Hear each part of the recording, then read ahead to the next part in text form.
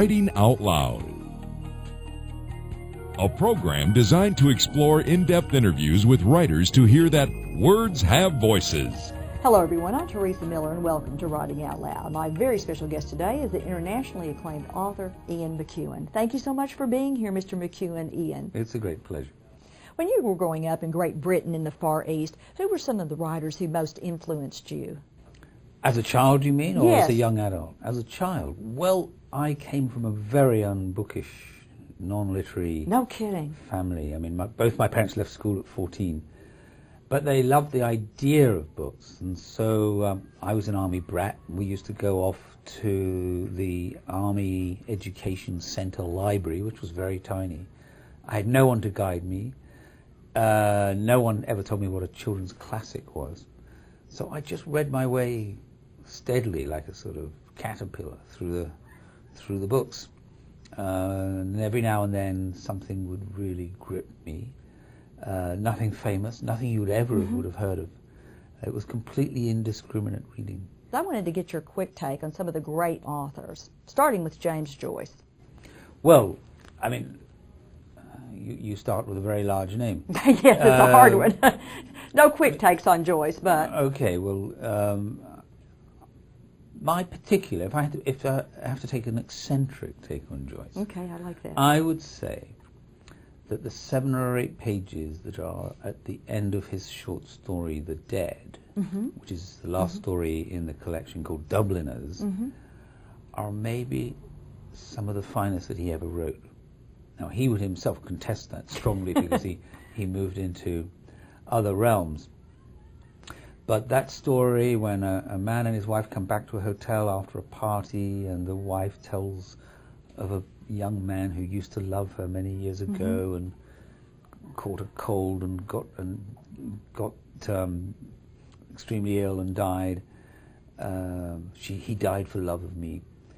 I think are some of the most beautiful and extraordinary pages of Joyce, because a lot of it hinges on a misunderstanding. He doesn't read her right, her mind's elsewhere, they sort of miss each other somewhat. And the snow, of course, is famously falling on the mutinous Shannon waves and the bog of Allen, and falling on the grave of Michael Fury. And it's a great reflection on mortality, too. I think these are some of the divine pages of prose ever written. Virginia Woolf, one of my favorite writers. Well, had a great deal of influence on me long ago in my earlier years. Have less time for her now. I long for what I call in Atonement the backbone of narrative. I find myself now a little impatient with simply giving the flow of conscious thought, however beautifully she does it. But these writers, by the way, came into my life in my mid-teens. I went off to boarding school, had some very good English teachers there, wonderful library. And that's when I began to really get the taste for writing and reading. What about Jane Austen?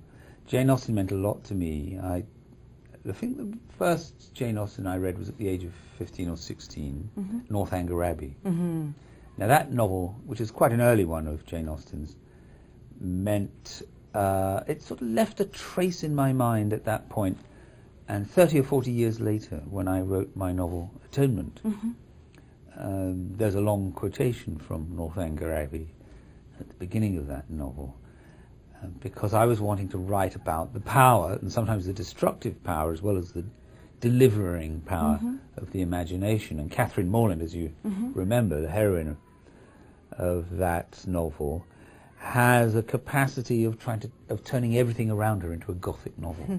She sees through a kind of prism of her own imagination. And the little quote I have at the beginning from the last part of that novel is when she's suddenly confronted with the folly of her perceptions and goes running off to her room in shame. Most of your accolades have come from your novels, and yet so many of your early works were short stories. What was it about the short story that appealed to you early on in your career? I always suggest to young writers that they get deeply involved with the short story. I mean, it's difficult, but it is a very useful kind of laboratory. You can afford to fail without committing 2.5 years of Right. your time. A young writer really needs to sort of try on different voices, different clothes, deal with the influences. In other words, write like the writer you adore. Write your way through the writer you adore. Write the pastiche. Write the patricidal rejection story of the writer that maybe is casting too long a shadow over you. Apart from that, I think it's good for a young writer to be able to, get a story published and sort of feel already Sure. in the swim of things. Sure. So I'm always recommending it. Apart from anything else, though, I think it does get you the first step along the way to the novel. Many of our great short story writers were also novelists. I mean, there's no way around that. And it's a way, I think, of educating yourself in who you are, in what you're going to be, and how you're going to do things. Some short stories you can treat almost as sketches for a larger thing.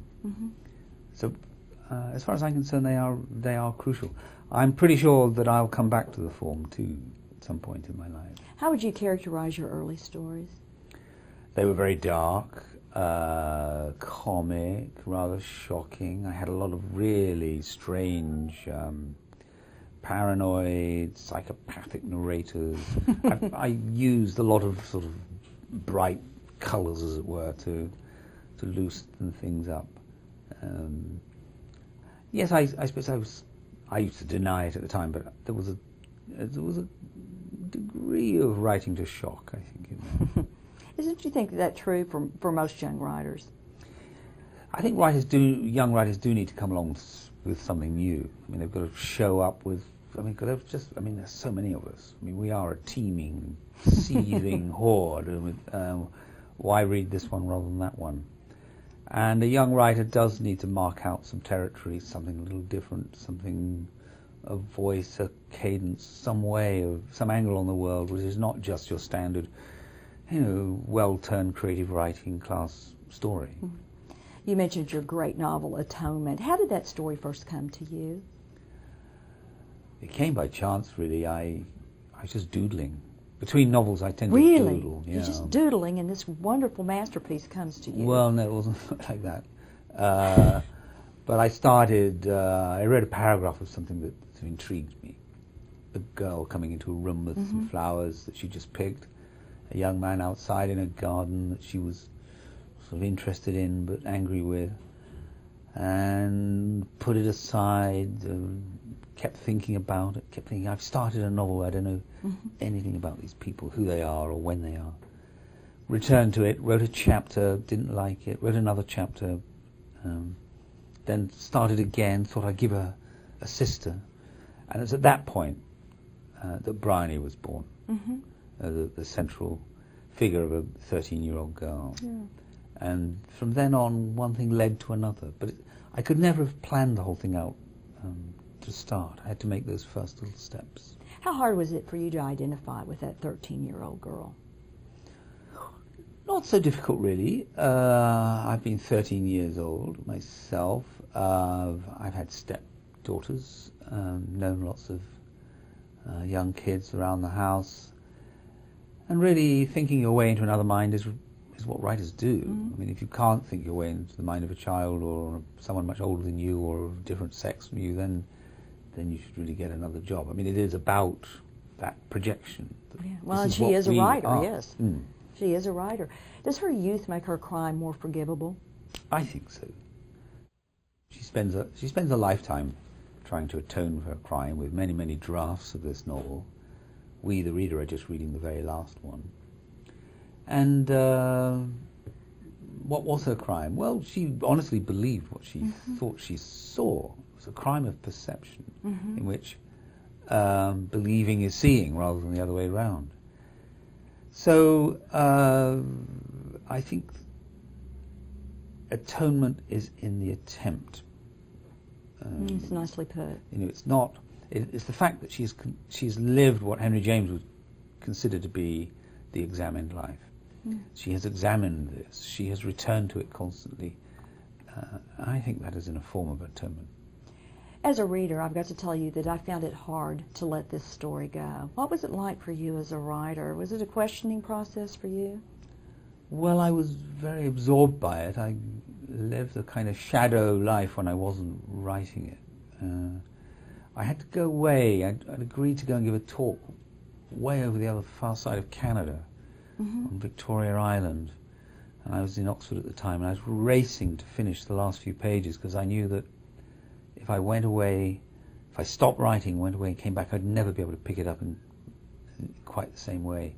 And I was on a roll. I mean, and I remember those last 4 days, they were just almost sleepless and really heady. I mean, I suppose I wrote the last 10 or 15,000 words of the novel in 4 or 5 days. And it was great getting onto the plane with the last sentence in place, knowing that there were corrections to be made, but basically it was down, it was fixed. So I had no problem letting go. I felt exhilarated to have finished. You still think back to it? Well, a lot of the ends of novels are like that. Racing against some sense that you mustn't lose this thread. And this is the difficulty. All writers have this. Someone says, someone very interesting and clever, fun to be with, says, will you come and do something in my town in 9 months' time? Yeah. And you get to 8.5 months and you think, oh my God, but if I go, I will lose what I'm doing, because it won't be the same when I come back. But you have to go. You said you go, and you have to go. And it is a hazard. You come back and you think, now where was I? Well, how can I get myself back into that role? Not always possible. How involved were you with the screen adaptation of the novel? Quite involved, really. I was an executive producer. I didn't want to write the script. Didn't want to go back into it. Very happy for Christopher Hampton to do it. He's an esteemed playwright and with many screenplays to his credit. So I was quite confident in him. And he and I had a fair amount of discussion on the phone and in meetings, and I saw various drafts. I went on set, but going on set is really just a courtesy. By then it's, film sets are sort of controlled panic.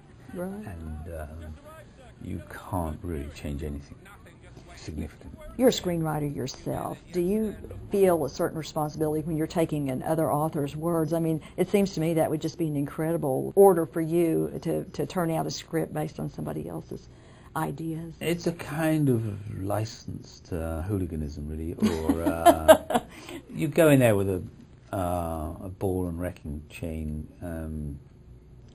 You've got to smash the whole thing down. I mean, you think average novel is 100,000 words. Yeah. Script is 20,000 words. Yeah. A lot has to go. And you're losing all of the interiority, all that inside sense of a consciousness that a novel can give you. Right. You can't get in a movie. So it's necessarily destructive, and then you've got to rebuild it. And then it's just a matter of chance whether you're going to please the writer or not. And that's not the purpose. No. So, whether I'm pleased or not is irrelevant. Atonement covers nearly 60 years. Your other novel, Saturday, takes place in a 24-hour period. What opportunities did that shorter time frame provide for you as an author and for your character, Henry? Well, the 24-hour novel is a long and strong tradition, and many... Mrs. Dalloway. Yes, and of course you mentioned Joyce, Ulysses. It gives a kind of clarity to the design. You know where you're going to start and end. It gives it prompts a kind of present tense, even if you don't use the present tense. I mean, in this case I did. But even if it's done in the simple past, it feels like a present tense. You've got all the luxury of flashback. So it's never really a 24-hour novel. I mean, there are always moments recalled. It doesn't all take place in 24 hours. I mean, I've written within a shorter scheme on Chesil Beach, takes place in 3 or 4 hours, but there's plenty of movement out of that holding scene to anterior moments. The 24-hour novel does feel like you're offering your version of a slice of life, and more importantly, a slice of history. Yes. I mean, a particular time that you want to sort of hold. And that's very attractive, actually. I'm fascinated by your lead character, Henry. Henry Perrone. Well, a hard-working guy. One of those people who are rare in literature, but I think not so rare in life, who loves his wife. I got into a lot of trouble having a man love his wife. Seriously? Yes, gosh. So many critics were infuriated, and I had all these murderous and psychopathic narrators in my early short stories. Did anyone complain? No. As soon as I have a guy who rather likes his wife and has got teenage children who aren't drug addicts, you have to apologize. Somehow, my attempt to the idea was to give the reader, in troubled times, a picture of maybe the West in the broadest sense, content, fairly well off, lot to defend, and now that is somewhat under attack post 9/11. So the idea was a fairly intact, happy family in a very, very troubled world, a world on the edge of the Iraq invasion and of an endless reflection of what 9/11 meant. So Henry is a qualified neurosurgeon, family man, squash player, troubled by the state of the world, takes a great deal of strength from the loves of his life, and it really just follows him through an average Saturday, but then it's not average at all, of course. No Saturday ever is. It's the day of a huge mass demonstration against an impending war. He's threatened in the street after a fender bender. His house suffers a domestic invasion, as it were, from some thugs. So it is the life of a happy man in extremely unhappy times. You mentioned On Chesil Beach, which is a very interesting novel. It's a very private, intimate kind of novel that focuses on these newlyweds as they're trying to negotiate their wedding night. What was it that interested you so much about this couple and this kind of awkward innocence? I wanted to write a novella. It's a form I adore. I've written 3 or 4 of them. 30 or 40,000 words, the kind of novel you could read in a sitting in 3 or 4 hours. 130, 140 pages, even less. And I thought, well, the wedding night of a young couple who were sexually inexperienced, sexual virgins, in fact, seemed like the perfect subject for a small novel. So you begin the novel, the wedding is already over, all the guests are gone, the silence, as it were, suddenly envelops this couple, and they face each other with their whole lives ahead of them, and the profound anxieties caused by their sexual ignorance or inexperience. And I thought, it's such a beautifully enclosed situation. The possibilities for comedy and tragedy are so obvious. There must be dozens of novels like this, but I couldn't find any. So I thought, well, I better write it. Your most recent novel is Solar. How would you describe it to people who haven't had a chance to read it yet? Well, it's a novel about a man of about my age, a rather greedy, womanizing, extremely clever, a fair degree of charm, who steals another man's ideas and with it sets about to develop a technology that he thinks will deliver the world from climate change. And it's really the story of this chaotic failure. I've asked you to read the opening paragraph, if you would, because I think it does a beautiful job of demonstrating your tone and your style. This is Michael Beard, and his latest marriage is beginning to come apart.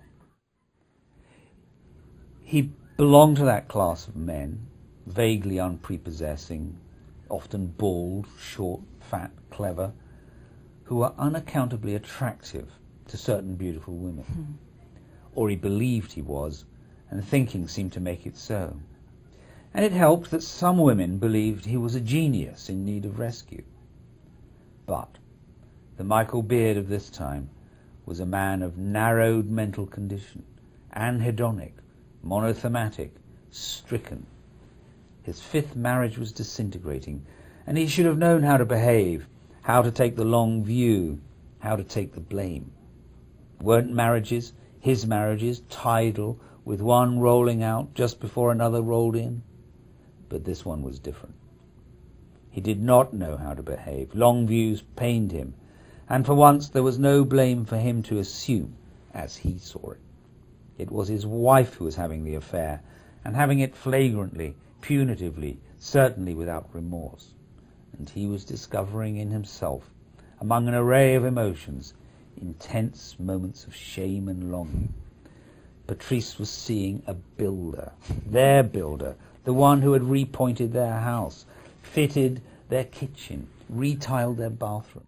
The very same heavy-set fellow who in a tea break had once shown Michael a photo of his mock Tudor house, renovated and Tudorized by his own hand, with a boat on a trailer under a Victorian-style lamppost on the concreted front driveway, and space on which to erect a decommissioned red phone box. Beard was surprised to find how complicated it was to be the cuckold. Misery was not simple. Let no one say that this late in life he was immune to fresh experience. I love that closing line of that first paragraph. Do you remember writing that paragraph? Yes, I was in the high Himalayas, staying in a lodge with the most extraordinary views towards a glacier. What role does humor play in your work? Well, this is the first novel, I should say, that is sort of through and through intended to be set within a comic frame. That's not to say there aren't serious passages. All my other novels, well, I always think there is humour there, but it's not the main organising thread. You know. So this is much more of an attempt to be directly confronting what I think is an incredibly difficult form, because it's like food. What makes one person smile is not going to make another. It doesn't always cross borders. It doesn't cross time barriers very well, too. I mean, think of Shakespeare's jokes. They're terrible. No one laughs at Shakespeare's jokes. You've written in so many different formats: screenplays, short stories, novellas, novels. Tell us about your libretto. Well, I've got an old friend, Michael Barclay, who wrote with me many years ago an oratorio. It was performed by the London Symphony Orchestra, huge choir. And ever since then, 26 years went by, and Michael kept saying, when are you going to write me an opera, a libretto opera? And I kept saying, I'll do it. And I never got round to it. Finally, he got me to walk in the woods. I was knowing he was coming and that we were going to have this walk. So I came up with a sort of scheme, and we elaborated it on a scheme. And we set to work, and the idea was I'd feed him scenes and he would set them. Its central character bears some relation to Michael Beard in a sense. The libretto was the one thing I wrote, the first thing I wrote before Solar. And in some ways he's a tryout for Michael Beard. He's a famous conductor and composer, not a physicist. But he's a womanizer. He's a man who abuses his powers. He causes a great deal of chaos around him. The opera is about his downfall, really. He becomes the object of obsession from his Polish housekeeper, who fatally misunderstands what she thinks are instructions that she should kill the composer's wife. And it's got maybe some parallels or acknowledgements to Mozart's Don Giovanni, in that Don Juan, as it were, is finally led away to hell. And it's only actually recently, talking about the opera again, now that that novel is completed, that I see that they are sort of cousins, these two characters. Do these insights often come to you long after the book or the work is actually written? Yes, they do. I mean, you get wrapped up inside something for so long. It's only when it's over that you can sort of place it in relation to other things that you've done. We just have a couple of minutes left. I want to talk for a moment about your sterling literary reputation. So many critics have said that you're one of the finest writers of the 20th century and the 21st century. What does that kind of validation mean to you personally? I think they can be quite dangerous, and I think that one should always be very skeptical. The publishing world does run on sort of hyperboles, and I'm certainly not the only one of whom these things are said. Finally, you've got to close the door on a Tuesday morning at 9:30 and unplug the phone and turn off the internet and email program and ignore the newspapers and don't go downstairs for the second cup of coffee and be the same person you were at 23. You've got to have the resources to engage with your own mind, your own imagination again, and not think about pecking orders or rankings or the views of others. Thank you for being here, Ian, and congratulations on receiving the Helmerich Distinguished Author Award. And thank all of you for joining us on Writing Out Loud.